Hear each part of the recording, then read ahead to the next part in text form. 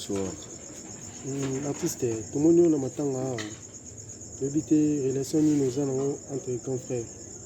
Ouais, Tiki Bissou. Mon grand frère, Nani, Serge Gino, c'est un grand frère pour moi. Vraiment un grand frère pour moi. Je suis passé par Banzela et Belé Naviora.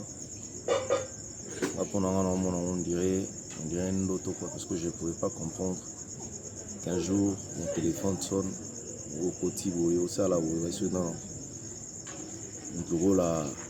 Gino a son bon moïté. Pour moi, c'est un grand regret, c'est une grande perte, une grosse perte. Relation à Nganaye, c'est plus que c'est au-delà d'un grand frère et un petit frère, au-delà de ça. Parce que tout ça, Gino m'a belé, et belé. Surtout, ma vie, tout ça, il m'a belé. Donc, voilà. Bon, tant que ça et comme il a qui on a maté, et ça là qui on est. En fait, j'ai appris que Serge est mort. J'étais au tournage. Je suis en train de tourner. À apprendre que Védjou n'a profité. Alors, j'étais avec quelqu'un à mes côtés, je lui ai dit, qu'est-ce qui se passe? Alors, quand on va venir, il a confirmé que oui, Védjou n'a profité. Et puis il m'a relaté comment ce que cela s'était passé. Dans qui maîtrise ce jour-là, j'étais au volant, pour digérer à monter. J'ai dit 10 minutes où j'ai cherché à comprendre comment ce que cela s'est passé. Parce que moi, avant lui, il y avait dit une semaine avant, Nazala Ginaï. Ginaï n'a capé la Tukuta Naï, tout solo. Parce que je suis allé à Mangolo, je suis allé à Novembre, je suis allé à Moussoso, je suis allé à Bilo, je suis allé à c'est veillé, je suis allé à Bon, je suis allé à Melon Tabac, je suis allé à Salam, je suis allé à Mantabana, je suis allé à Solia Singabi, Navandia, Utini Langamon, Nangadia, Namsivi, Junowi, Montini Rumongadia, Akina Notiga Mutoya Zongi, Est-ce qu'on a vendu qu'on a osé la Sivi Junozoya? Pour moi, c'est une grande surprise. Il y a pour apprendre l'Ioué Juno pendant que mon attaque est Juno à Zobela. Non, c'est incompréhensible. Je ne sais pas comprendre qu'est-ce que Dieu veut nous enseigner. Parce que c'est comme un des trop. Il y a, de l'autre côté, on vous apprend des amis qui meurent. Ma bellité, de l'autre côté, vous apprenez. Poison, c'est absurde. On ne sait pas où est-ce qu'on va. Les arguments signe attendent la fin Tony parce que avec Gino, je cherche à comprendre réellement. Je cherche à comprendre. Parce que il était mon bras droit. Il était vraiment mon ami. Donc il était vraiment donc il est grand frère. Nous vivons le rôle à Muninga maintenant on a Gino so ndiko banyo so tout ça vous allez surpris. Il était mon papa. Gino qui papa d'Angaï. Donc il s'est représenté maintenant qu'on s'est représenté dans Mangaï Nyonso. Donc quand j'ai un problème c'est Gino qui devait se présenter. C'était lui.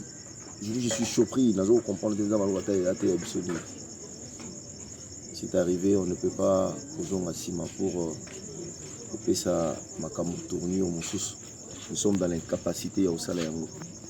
Ce qu'on a à faire maintenant, c'est seulement de dire merci à Dieu. C'est parce que c'est lui qui a permis. Et il sait pourquoi est-ce qu'il a agi comme ça. Pour pousser nous embêter, pour bailler nous embêter, parce qu'un de nous qui est parti si jeune, il a encore le temps, il a laissé les enfants. On se pose des questions. Que deviendront ces enfants après la mort de Gino? Tout ça. Dieu nous a surpris. Donc je l'ai dit, Dieu nous a vraiment surpris. Et son âme repose en paix. Je ne peux pas croire que Dieu nous a mis tout ce que nous avons à Awa, Gino, et puis Dieu nous a tourné et ça n'a mort.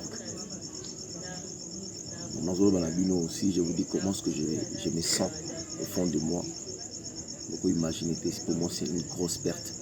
Parce que dans mon belé na sala na Gino, au batum so ba yebité au koto tata na maman ba yebité. J'ai fait beaucoup de choses avec Dieu. J'ai fait beaucoup de choses. C'était mon responsable. Dieu a décidé qu'il lui a pris. Et son âme repose en paix. Nous n'allons pas lâcher. Nous allons continuer. Nous allons faire des efforts. L'avenir appartient à Dieu. Il a pris Dieu. Non, Avec Gino, oui, lors de problème avec Gino, j'ai 90% Yaboulamu. C'était un rassembleur. Gino Agui rassembleur. Gino Agui Ata Arima. En fait, le Lino a constaté que Yoto Web c'était été vu au monté au salaire, l'eau au salaire. À ce moment petit, je reconnais avoir commis une bêtise. C'était un vieux qui savait dire pardon. Mais Gino n'était pas une personne devant un problème, il y avait une justification. Quand il y avait ça, tant que ça, Gino a dit bon. A vélo, ça n'a pas suivi. Na yoki boevé, ta na moni boevé, ko sala boeté. Aïs, aïebi na sali mabe, limbisanga. Ano tenait compté au petit, na route le pegi yaya. Non, il n'était pas comme ça. C'est ça le plus grand témoignage que je garde de Gino. Na lien avec Gino, mon belé, ya vinga. On avait Gino, tout ça, il va parcourir belé, je garde très bon, un bon témoignage. C'était pas un raquiné, c'était, je me souviens une fois. Na ye parce que on avait dit notre vanda na ye lupangu moko ndako bien kizaki banda différent puis banda ko ekangama to vanda avait dit no bongo je me souviens un jour que j'ai déjà ça longwa déjà na ina voiture na zoya soit embouteillage me kanga ngai juste kaka avant yo koma na ndako. Alors de ce côté là vie Juno c'est un monsieur respecté vie aussi maman salaka. Donc, morning, au cas où je venais, ils ont pendant la vieille Juno à Télémina Prince. Ça n'a même pas 2 minutes. Ils ont marqué ça. Parce que je ne pouvais pas comprendre, mais c'est Jean Moutounini. Humble, il était humble. Il était humble. Mais tu n'étais humble. Il va te le voir, mais on t'a confié, elle est témoignage, ils ont malam, oui. C'est ce que je veux avec ce vieux-là. C'est ce que je veux avec lui. Je me souviens une fois, tu sois ni na tonton Hervé, tu sois ni au bébani, on a le banasouté.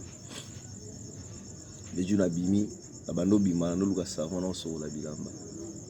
Naïboy, les jeunes sont vanna a. Et on a suivi une envoi de télémakine. C'était quelqu'un à tous en a posé au sale lourd. Mais quand il te dit, reste là, tu es obligé. Parce que mon escalier, il y a aussi qu'il avait on a été dans nos mondes. Il était un monsieur humble, il était courtois, il était sympa, avec une hospitalité. C'était un monsieur hospitalier, avec une hospitalité. Moi, je ne pouvais pas comprendre. Mon colo, il y a on a devant balé qui naïe. Je garde de très très bons souvenirs de lui. Une chose, on refond la parenthèse, on reprend la carrière rapidement. Et Gino, a dit que suki motema, anobo mama kama motema nete, abanolo, akoya peut-être ayebisi yote, ayebisi to yebisa ta mutu mususu, ayebisi mutu na yebisi ekome na ye. On y a bon civé, vous obéta ma solo pas battuté et tout, il s'excuse-moi, mais il n'a pas tort à s'excuser. C'était un homme bien, c'était mon responsable, et Dieu n'avait pris la place de mes parents. Tu as un problème à faire aussi avec Juno. Tu as un tournage à Ninive, permettre je vais faire ceci. Tu as un problème. On va régler ça comme ça. On va faire ça comme ça. On va faire ça comme ça. Juno a monio, Azunda Ramonio Vandi. Giovanni Bonin, ah, oui, on a pas là, et l'on les a été. Yaka, Azubilo, oh, oui. Izaki a yé à coller à Vandi, et on va manger. Les gens ont relié à Bilo, Tiki Yoli à Automne. Mais Yoro a peut-être un mot en Sombalo. Yaro a peut-être un mot. C'était un monsieur bien. Je l'aimais beaucoup. Je garde des très bons souvenirs. Je garde des très bons souvenirs.